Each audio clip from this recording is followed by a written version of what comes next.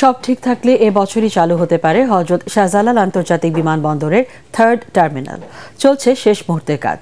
বিমানবন্দর পরিদর্শন শেষে একথা জানান বেসামরিক বিমান পরিবহন ও পর্যটন মন্ত্রী ফারুক খান।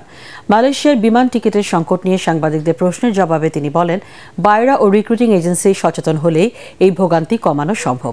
তরিক ইসলামের রিপোর্ট।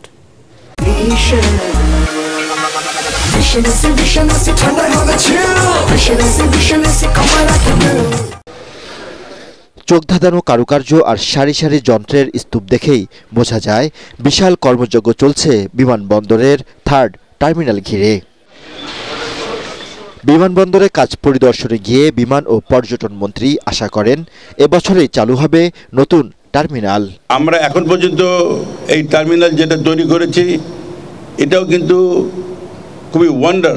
প্রায় সময় মতোই আমাদের কাজ শেষ করছি এবং আমরা আশা করছি যে এই বছরের শেষে বা আগামী বছরের প্রথমে আমরা এটার পূর্ণদম কাজ শুরু করতে পারব। মালয়েশিয়া যেতে বাংলাদেশি কর্মীদের ফ্লাইট সংকট ইস্যুতে বিমানমন্ত্রী জানান, নির্ধারিত সময়ের মধ্যে মালয়েশিয়া কর্মী পাঠাতে আন্তরিক তার মন্ত্রণালয়।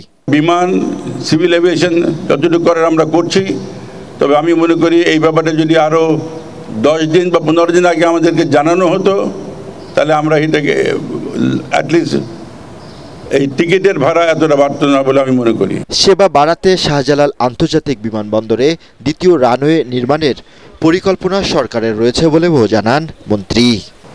শেষ পর্যায়ে হযরত শাহজালাল আন্তর্জাতিক বিমানবন্দরের থার্ড টার্মিনালের কাজ। সবকিছু ঠিক থাকলে চলতি বছরের শেষেই উদ্বোধন হতে পারে আধুনিক সুবিধার এই এয়ারপোর্ট, যার মাধ্যমে প্রতি বছর সেবা দেওয়া সম্ভব হবে 1,60,00,000 যাত্রীকে। আধুনিক প্রযুক্তি ও উন্নত নিরাপত্তা ব্যবস্থার এই এয়ারপোর্ট হতে পারে দক্ষিণ এশিয়ার অন্যতম এভিয়েশন হাব। তরিক ইসলাম, এটিএন বাংলা, ঢাকা।